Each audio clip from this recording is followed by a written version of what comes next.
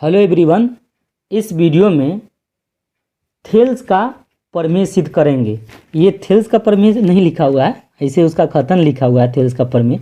आपको अगर एग्जाम में बोल देगा थेल्स का प्रमेय सिद्ध करे तो आप देखते रह जाएंगे, क्योंकि थ्योरम तो आप जानते हैं एनसीईआरटी का प्रमेय 6.1 है और उसी को थेल्स प्रमेय कहते हैं। ये थेल्स प्रमेय है, लिखा भी है। एक त्रिभुज की एक भुजा के समानांतर खींची गई रेखा अन्य दो भुजाओं को जिन दो बिंदुओं पर प्रतिच्छेद करती है वो बिंदु भुजाओं के समान अनुपात में विभाजित करती है, ये बोल रहा है।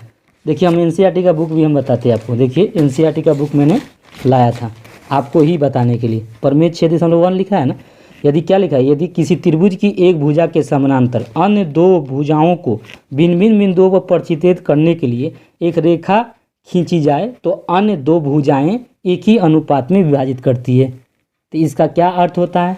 तो यहाँ त्रिभुज का बात बोल रहा है ना, त्रिभुज। तो पहला आप क्या करिए, त्रिभुज बनाइए।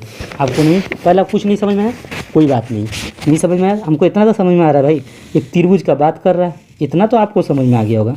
तो चलिए, एक कैसो भी त्रिभुज आपको ले लेना है। इसका नाम भी आपको अपनी मर्जी से रखना है। ए, इसको बी कर देते हैं, इसको सी कर देते हैं। इतना तो आपको क्लियर हो गया होगा। अब देखिए, यहाँ पे बात को पकड़िए, तभी आपको समझ में आएगा। यह कह रहा कि यदि किसी त्रिभुज की एक भुजा के समानांतर, एक भुजा हम ले लेते हैं BC, क्या ले लेते हैं BC, इसके समानांतर अन्य दो भुजाओं को भिन्न भिन्न, अन्य दो भुजा कौन, ए बी को ले लेते हैं समानांतर, तो अन्य दो भुजा कौन बच जाएगा, AB और AC। अन्य दो भुजाओं को भिन्न भिन्न बिंदुओं पर, भिन्न भिन्न बिंदु एक ले लेते हैं, एक D ले लेते हैं और एक E ले लेते हैं। भिन्न भिन्न बिंदुओं पर करा है कि प्रतिच्छेद करने के लिए एक रेखा खींची जाए, प्रतिच्छेद करने के लिए एक रेखा खींची जाए। तो एक रेखा खींच दिए, प्रतिच्छेद हो गया, प्रतिच्छेदी रेखा हो गया। इसको प्रतिच्छेदी रेखा भी कर सकते हैं। यहाँ करा था प्रतिच्छेद करने के लिए एक रेखा खींची, तो हमने ने एक रेखा खींच दिए। तो अन्य दो भुजाओं, अन्य दो भुजा, तो अन्य दो भुजा कौन था, ये ना, AB और AC, ये इन दोनों भुजा है। अन्य दो भुजा एक ही अनुपात में विभाजित करती है, एक ही अनुपात में विभाजित करती है। कारण एक अर्थ हो गया AD/DB है और AE/CE है, ऐसा कह रहा है। चाहे तो आपको AD/ लिख सकते हैं, AD/BD और AE/CE लिख सकते हैं, ऐसे भी लिख सकते हैं। और जानते हैं ऑलरेडी इसमें कह रहा है कि BC समानांतर किसके है, DE है। तो ये आपको प्रमेय 6.1 आपको क्लियर समझ में आ गया होगा। तो हम इसे जो दिया था हम उसे लिख लेंगे। ये त्रिभुज को मान लेते हैं, माना कि ABC, A और B आपका C एक त्रिभुज है, त्रिभुज है। हमें ABC को क्या मान लिए, ABC एक त्रिभुज मान लिए, जिसमें AB समानांतर है, नहीं BC समानांतर है किसके, आपको DE के समानांतर है। अब लिखेंगे DE के समानांतर है। तो हमें सिद्ध करना है, तो हमें सिद्ध करना है कि क्या सिद्ध करना है, AD भाई भुजा AD/BD बराबर AE/,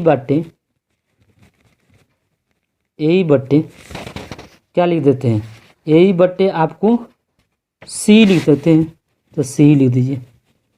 ये आपको कह रहा है सिद्ध करें यहाँ।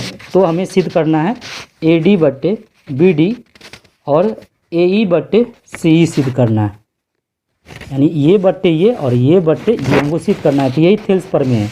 तो सिद्ध करने के लिए पहले आपको एक रचना करना है। रचना क्या होता है, इस पर एक लम्ब डाल दीजिए। तो यहाँ D से किस पर लम्ब डाल रहे हैं, AE पर, इसका नाम भी रख दीजिए M। और E से किस पर लम्ब डाल रहे हैं, आपको ये भी लम्ब हो गया, तो इसका नाम रख दीजिए NE है, EN है। और ये लम्ब किस पर है, AD पर। ये आपको समझ में आ गया होगा। तो रचना में वही लिखिए, जो रचना किए हैं आपको लिखिए। देखिए, आपको हम क्लियर समझाते हैं, थोड़ा टाइम लगेगा, हम समझाएंगे अच्छा से। तो ई जो आपका बता रहे हैं, ये लम्ब है AD पर क्या मैं AB भी बोल सकता हूँ कि नहीं बोल सकता हूँ? बिल्कुल बोल सकता हूँ, क्योंकि AD का भरा हुआ भाग क्या है? BD है। तो आपको AB बोल सकते हैं। तो आपको EN लम है किस पे? AB पे। वह DM लम है, आप AE भी कह सकते हैं, चाहे तो AC भी कह सकते हैं। तो हम EE पर डालें ना, तो ये भरा हुआ भाग है AC, तो हम AC लिखेंगे। DM लम है किस पे? AC पे। ठीक है, आप ये लिख दिए। और क्या करते हैं, B को E से मिला देते हैं और C को D से मिला देते हैं। तो वो भी लिखना होगा। B से E को, B से E को, C को D से मिलाया। ये मैंने लिख दिया, ये रचना हो गया इतना। अब जानते हैं अब किस में लेंगे? त्रिभुज में लेंगे। तो हम पे प्रूफ लिखना है या प्रमाण लिखना है? ठीक है, आपको जो लिखना है आप लिखिए। प्रूफ भी लिख सकते हैं या तो प्रमाण लिखिए, दोनों लिख सकते हैं। यहाँ प्रूफ भी लिख सकते थे अंग्रेजी में, कोई दिक्कत नहीं। तो दो त्रिभुज में लेना है। तो त्रिभुज ADE, ADE कहाँ है देखिए। तो त्रिभुज A है, D है और E है। ये वाला त्रिभुज में लिए हैं, ये देख रहे हैं ना, इस वाला एगो त्रिभुज, इसी के सटे हुआ एगो त्रिभुज इसमें लेना है। किस में? DEB में। वह त्रिभुज या तो बोल सकते हैं BDE में, ये भी बोल सकते हैं BDE में। इन दोनों में हम ले लिए, इन दोनों का एरिया निकालेंगे।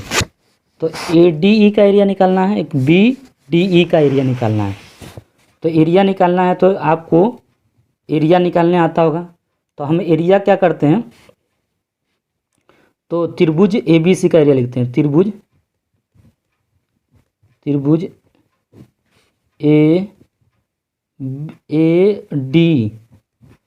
AD का क्षेत्रफल, त्रिभुज AD का क्षेत्रफल बटे त्रिभुज BDE का क्षेत्रफल। इसका क्षेत्रफल निकालना चाह रहा है, तो कैसे निकालेगा? त्रिभुज देखिए, कोई भी त्रिभुज का क्षेत्रफल निकालने के लिए 1/2 गुना आधार गुना ऊंचाई होना चाहिए। तो हम क्या निकालना है? त्रिभुज ADE का क्षेत्रफल।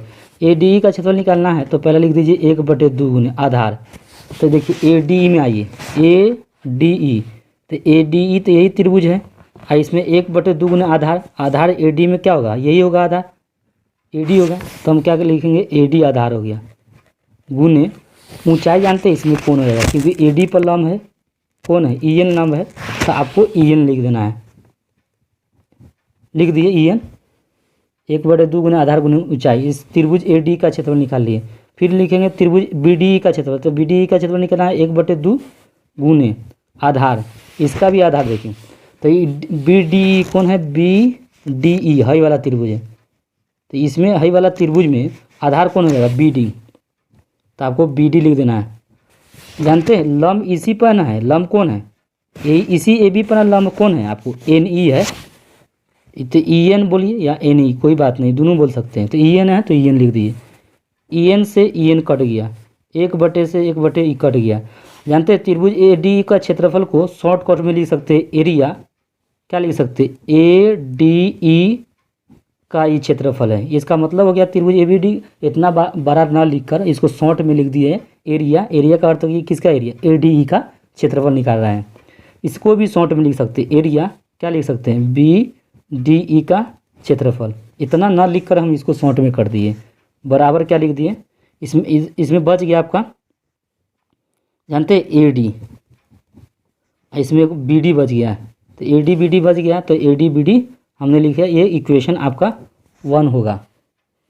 अब आइए किस में? त्रिभुज ADE एवं, या वह लिख सकते हैं इसी त्रिभुज से सटा कौन है? इस त्रिभुज से सटा एक त्रिभुज कौन ले रहा है?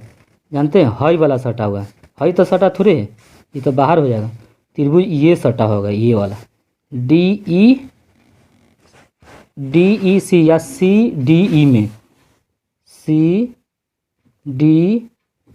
में हम इसमें लेना चाह रहे हैं क्योंकि ADE के सटे हुआ त्रिभुज कौन है, तो हम देखें CDE है तो उसी को ले लेना है। तो अभी फिर निकालिए, अब शॉर्ट सीधा एरिया लिखिएगा, एरिया ADE का क्षेत्रफल बट्टे एरिया CDE का क्षेत्रफल निकालना है। इसका निकालने के लिए क्या होगा, 1/2 गुने आधार ADE, देखिए AD का आधार क्या है, AE है, तो आप AE लिख दीजिएगा, AE है ना, त्रिभुज ADE का आधार क्या है, AE है, इस पर लंब कौन है, DM है, तो आपको DM लिख देना है, बाई 1/2।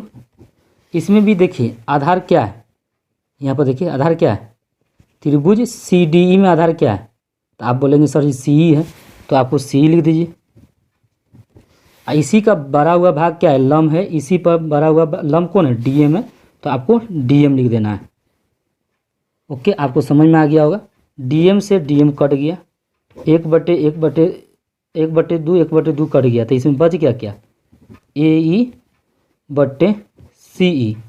ये समीकरण आपका 2 हो जाएगा।